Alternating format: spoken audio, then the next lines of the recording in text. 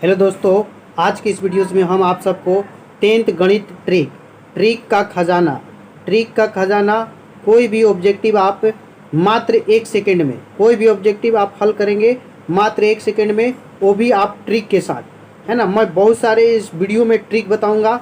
आप कोई भी ऑब्जेक्टिव प्रश्नों को बहुत ही आसानी से सोल्व कर सकते हैं। आप यहाँ देख सकते हैं मैंने क्वेश्चनों का संग्रह किया है, 10th का मैथ है। और आप कोई भी प्रश्न, ये सब जो प्रश्न देख रहे हैं ना, सारे प्रश्न को आप 1 सेकंड के अंदर में हल कर लेंगे। 1 सेकंड आपके लिए काफ़ी होगा और आपको मैं करके भी दिखाऊंगा कि कैसे ये सब सोल्यूशन होता है, ठीक है ना। बहुत ही आपके टाइम बचेंगे एग्ज़ाम हॉल में। आप बहुत ही शानदार तरीके से आसानी से परीक्षाओं में ऐसे प्रश्नों को ना आसानी से सोल्यूशन कर सकते हैं। सारा प्रश्न जो कुछ दिखा रहा हूँ मैं बहुत ईजी होगा, है ना। तो इस वीडियो में आपको सिखाऊंगा 10th गणित ट्रिक का खजाना, कोई भी ऑब्जेक्टिव मात्र 1 सेकंड में। बहुत कुछ आज इस वीडियो में आप सीखने वाले हैं। तो वीडियो शुरू करने से पहले आप सबसे रिक्वेस्ट है कि फटाफट आप लोग इस वीडियो को ना लाइक कर दें, और जो भी हमारे न्यू स्टूडेंट्स हैं वो चैनल को सब्सक्राइब भी कर लेंगे, ताकि मैं कोई भी इस तरह का वीडियो लाऊं तो सबसे पहले आपको नोटिफिकेशन मिल जाए और आप भी परीक्षाओं में धमाल मचा सके, कोई भी प्रश्न को आप आसानी से सोल्यूशन कर सके। तो आइए मेरे प्यारे स्टूडेंट्स, हम आपको क्वेश्चंस का हल करके दिखाते हैं। एक एक प्रश्न आपके लिए इंपॉर्टेंट होगा। देखिए, मैंने पहला जो क्वेश्चन संग्रह किया है ये देख रहे हैं ना। क्वेश्चन नंबर 1 कि दो समरूप त्रिभुजों की संगत भुजाएं 3:5 के अनुपात में है, तो उनके क्षेत्रफलों का अनुपात क्या होगा। और दूसरा क्वेश्चन देख सकते हैं उसी का है कि दो समरूप त्रिभुजों के क्षेत्रफलों का अनुपात 16:81 है, तो भुजाओं का अनुपात क्या होगा। 100% मैं गारंटी के साथ कहता हूं कि इन दोनों प्रश्नों में से एक प्रश्न आपको पक्का इस बार भी आएगा, बशर्ते आपके अंक बदल जाएंगे। बस खाली अंक बदल जाता है, लेकिन ये दोनों प्रश्नों में से एक प्रश्न पक्का ही आता है। तो आइए हम आपको इसको ट्रिक से सोल्यूशन करके दिखाते हैं। बहुत सारे स्टूडेंट फंस जाते हैं ऐसे प्रश्न में, लेकिन 1 सेकंड आपके लिए काफ़ी होगा। देखिए, जब भी क्वेश्चंस में भुजा का अनुपात दिया हो, है ना, भुजा का अनुपात दिया हो और क्षेत्रफल का अनुपात पूछ रहा हो, तो कुछ नहीं करना है। जो भुजा का अनुपात दिया है उसको आप लिख लीजिए 3:5, उसका आप वर्ग कर दीजिए। जब भी क्षेत्रफल का अनुपात पूछे तो आप जो अनुपात दिया उसका वर्ग कर दीजिए। तो 3 का वर्ग आपको 9 होगा और 5 का वर्ग क्या होता है 25। 9:25 आपका पक्का आंसर सही है, यानी कि इसमें ए सही हो जाएगा, है ना। जब भी भुजा दिया हो, क्षेत्रफल पूछ रहा हो, तो आप वर्ग कर दीजिए, आंसर पक्का ही आएगा। अब दूसरा देखिए, दो समरूप त्रिभुज क्षेत्रफल का अनुपात दिया है और भुजा का अनुपात पूछ रहा है। जस्ट पिछले क्वेश्चंस का उल्टा है। इसमें क्षेत्रफल का अनुपात दिया है और भुजा का अनुपात पूछ रहा है। इसमें कुछ नहीं, उसमें वर्ग करना था, इसमें स्क्वायर रूट कर देना है। जो अनुपात दिया है उसका स्क्वायर रूट 16:81। तो 16 का वर्गमूल आपसे कोई पूछे तो आप कहेंगे 4 होता है, तो 4 हो जाएगा। और 81 का वर्गमूल 9, तो 4:9 पक्का इसका आंसर हो जाएगा। 2 का सी बिल्कुल सही है, ठीक है ना। देख रहे हैं ना कितना आसान है। तो ये आपका आंसर हो गया। अब देखिए तीसरा नंबर प्रश्न। तीसरा है कि बिंदु 4, -3 किस चतुर्थांश में है।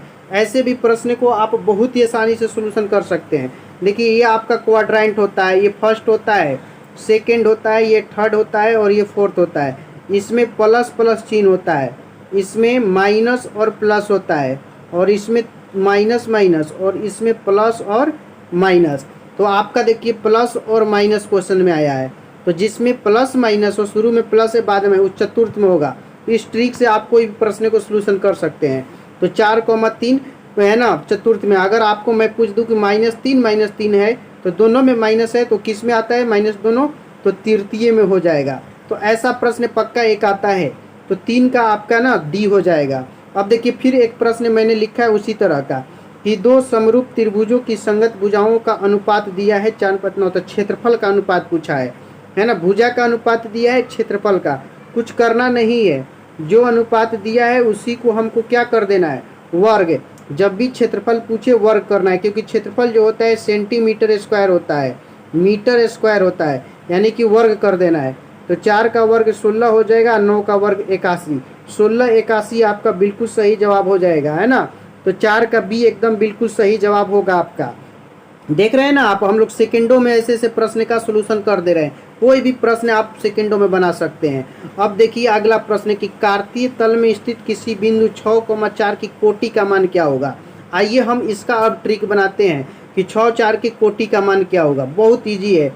एक्स का जो मान होता है ना, एक्स का जो मान होता है उसे हम भुज कहते हैं, एक्स का मान भुज होता है, और वाई का जो मान होता है उसे हम कोटि कहते हैं। यही ट्रिक है, ये ट्रिक के माध्यम से आप कोई भी प्रश्न में से, कोई भी बिंदु में से भुज और कोटि को आसानी से प्राप्त कर सकते हैं। अब बात उठता है कि कौन सा अंक पहले होता है, एक्स और कौन सा वाई। तो देखिए कोई भी बिंदु दिया हो तो शुरू में एक्स होता है, फिर से ध्यान दीजिएगा, कोई भी अगर पॉइंट दिया हो तो शुरू में एक्स बाद में वाई, तो है ना, शुरू में एक्स बाद में वाई। तो हम ही के कार्तीय तल में कोटि पूछ रहा है, और कोटि जो होता है वाई का मान होता है, तो इसमें वाई का मान 4 है, 4 हो गया, इसका कोटि 4 हो गया। यही अगर मैं भुज पूछता तो भुज आपका 6 हो जाता। समझ रहे हैं ना, एक एक प्रश्न आसानी से बनाएंगे, एक भी सेकंड नहीं, 1 सेकंड के अंदर में ऐसे प्रश्नों को सलूशन कर सकते हैं। समझ में आया?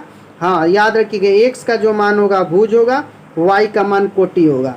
आइए अब देखिए अगला क्वेश्चन, 6 नंबर प्रश्न देखिए, इसको भी बहुत ही आसानी से ट्रिक के जरिए बना सकते हैं। लास्ट वाला जो प्रश्न मैंने लाया है ना, वो तो और ही आसान है। देखिए साइन 38 cos 52, आप सबसे पहले ये दो एंगल दिया है, इसको जोड़ के देखिए क्या होता है। तो 38 प्लस 52 जोड़िएगा ना, तो 8 2 10 और 5 8 9, जैसे ही 90 डिग्री होगा तो इसका पूरा का मान 1 हो जाता है। जैसे ही जोड़ने पे 90 आ जाएगा, उसका मान क्या हो जाता है, इन दोनों को 38 और 52 को जोड़ने पे 90 आया, इसलिए 1 मान हो जाएगा। तो 2 पहले से दिया है और 1 मान आ गया, तो 2 आपका बिल्कुल सही जवाब है। कोई भी ऐसा प्रश्न हो, आप इसके एंगलों को जोड़िए, 90 आता है, उसका 1 आंसर होता है, और बगल में 2 है, इसलिए 2 में 1 से गुना होकर इसका 2 हो गया। ठीक है, अब देखिए 7 नंबर प्रश्न कि साइन पाई बाई 3 का मान क्या होगा। ऐसे प्रश्न आपके हर साल एग्जाम में पूछ रहे हैं। तो देखिए पाई कहीं पे भी मिल जाए ना, उसका मान 180 डिग्री होता है, और इसमें 3 लगाना है, तो 3 इधर भी लगाएंगे ना, तो 3 से कट गया आपका 60। तो भुलाने की बात नहीं है, यानी कि ये साइन पाई बाई 3 के मतलब है कि साइन 60 का मान पूछ रहा है। और साइन 60 का जो मान होता है आप लोग याद रखे होंगे, √3/2 होता है। तो सारा त्रिकोणमितीय आप अनुपात याद रखिए, इसलिए 7 का बी बिल्कुल सही जवाब होगा। ठीक है ना, बी एकदम 100% सही है। 8 नंबर प्रश्न देखिए कि यदि बहुपद पी एक्स x² + 7x + 10 के शून्यक अल्फा बीटा हो तो अल्फा इंटू बीटा बराबर क्या होगा। बहुत ही ईजी है। देखिए यहाँ पे जो गुणांक छुपा है ना, उसको हम a कहते हैं, और यहाँ पे जो x के साथ गुणांक होता है उसको हम b कहते हैं, और जो जिसमें x और y कुछ भी ना हो उसको हम c कहते हैं। अब इसमें अल्फ़ा इंटू बीटा पूछा है, बहुत इजी होता है। तो अल्फ़ा इंटू बीटा का आपको सूत्र मालूम होगा, c/a होता है। तो c का मान क्या है, 10। तो 10 रखिएगा ना, a के जगह पर यहाँ कुछ भी नहीं है तो 1 छुपा है, तो 10/1, तो 10। बहुत ही आसानी से आप कोई भी प्रश्न को बनाएंगे। तो 8 का आपका बिल्कुल a इस तरह से होगा। ठीक है ना। अब देखिए रैखिक समीकरण, ये भी बहुत बार है ना, मोस्ट BBI प्रश्न पूछा है कि रैखिक समीकरण का घात क्या होता है।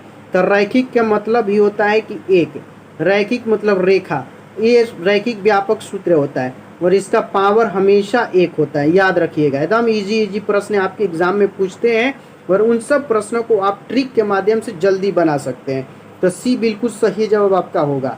ठीक है ना, याद रखिएगा, रैखिक बहुपद घात 1। अब देखिए पाई क्या है, ये भी बहुत बार पूछा हुआ है। तो पाई के देखिए 22/7 मान होता है, लेकिन इसका जब दशमलव प्रसार करते हैं तो 3.14, ये कभी कटता ही नहीं है, और इसका दशमलव प्रसार अनवसानी होता है। तो अनवसानी वाला अपरिमेय होता है, याद रखिएगा। तो पाई क्या है, अपरिमेय संख्या, बी सही है। अगर पाई/2 पूछ दे तो भी अपरिमेय होगा, पाई/3 पूछ दे तो भी अपरिमेय होगा, पाई/4 पूछ दे तो भी अपरिमेय होगा। याद रखिएगा, ठीक है। अब देखिए ये कितना अच्छा प्रश्न है, 11 नंबर है ना। इसको तो हम लोग बहुत ही आसानी से बनाएंगे, आपको दिखा रहे हैं कि प्रथम 200 प्राकृत संख्याओं का योग क्या होगा।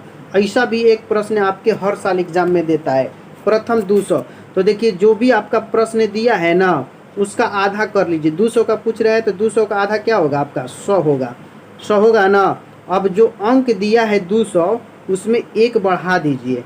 तो 1 बढ़ाइएगा तो 200 में 1 बढ़ाइएगा तो क्या होगा, 201 होगा ना। अब इनको गुना कर दीजिए, 201 और 2 0, यानी कि आपका 20 सही हो जाएगा।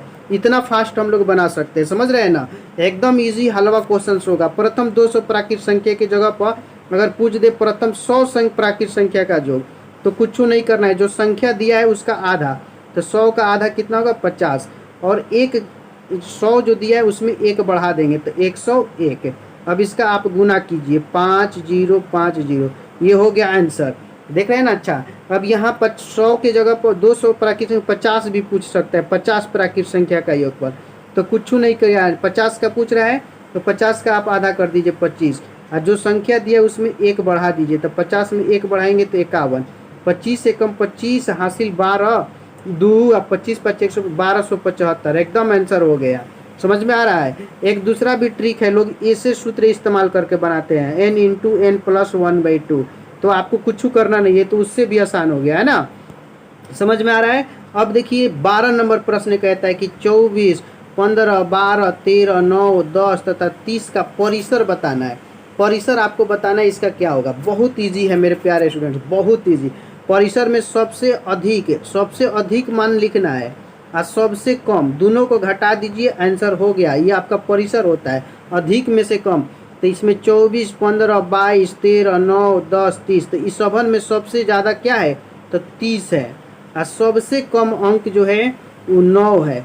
तो 30 में से 9 को आप घटाइएगा ना, तो आपको क्या मिलेगा 21, तो परिसर आपका इसमें 21 हो जाएगा। कोई भी परिसर निकालना हो इसी तरह से बनाते हैं। तो मेरे प्यारे स्टूडेंट्स, आज का ये जो वीडियो था आपको ट्रिक से भरा हुआ वीडियो था, जिसमें हमने बहुत सारे ट्रिक बताए। 10th के गणित का ट्रिक का खजाना, कोई भी ऑब्जेक्टिव मात्र 1 सेकेंड में। आपको ये आज का जो क्लास है कैसा लगा कमेंट सेशन में ज़रूर बताएंगे। और जो भी इस वीडियो को देख रहे हैं ना, प्लीज़ आप लोग इस वीडियो को लाइक कीजिए, और जो पहली बार आए हैं वो चैनल को सब्सक्राइब करके बगल का बेल आइकन भी क्लिक कर लेंगे, ताकि लेटेस्ट वीडियो का नोटिफिकेशन आप सबको मिलता रहे। इस वीडियो को ना अपने दोस्तों में भी शेयर करिए, ताकि आपके दोस्त प्रेम मित्र जो भी हैं उनको भी सब है ना कामयाबी मिल सके, उनको भी ऐसे ट्रिक की जानकारी मिल सके, ताकि वो भी अपना परीक्षा में कम समय में, बहुत ही कम समय में है ना, परीक्षा में सारे ऑब्जेक्टिव प्रश्नों का सॉल्यूशन कर सके। आपको इस ट्रिक के माध्यम से बहुत ही टाइम की बचत होगी, है ना। तो आप लोग ज़रूर बताएंगे कि इसका सेकंड पार्ट आपको चाहिए कि नहीं। अगर आप सेकंड पार्ट के लिए कमेंट करेंगे तो मैं मैथ का सेकंड पार्ट भी 10th बोर्ड के लिए जो भी स्टूडेंट 2023 में देने वाले हैं वो सेकंड पार्ट भी अपलोड करेंगे। उसमें भी आपको तरह तरह के अभी ट्रिक बताएंगे, जिसमें आप किसी भी प्रश्न को 1 सेकेंड या 2 सेकेंड में सॉल्यूशन कर लेंगे। ठीक है, तो आप लोग शेयर कीजिए और भी लोगों को जोड़िए। मुझे पूरी उम्मीद है, मैं आशा कर सकता हूं कि आज का क्लास आपको बहुत ही अच्छा लगा होगा। ठीक है दोस्तों, फिर मिलेंगे इसी तरह के शानदार, धमाकेदार और बेहतरीन वीडियो के साथ अगले वीडियो में। तब तक के लिए मैं आप सबसे विदा लेता हूं। जय हिंद, टाटा, बाय बाय, धन्यवाद फॉर वॉचिंग दिस वीडियो।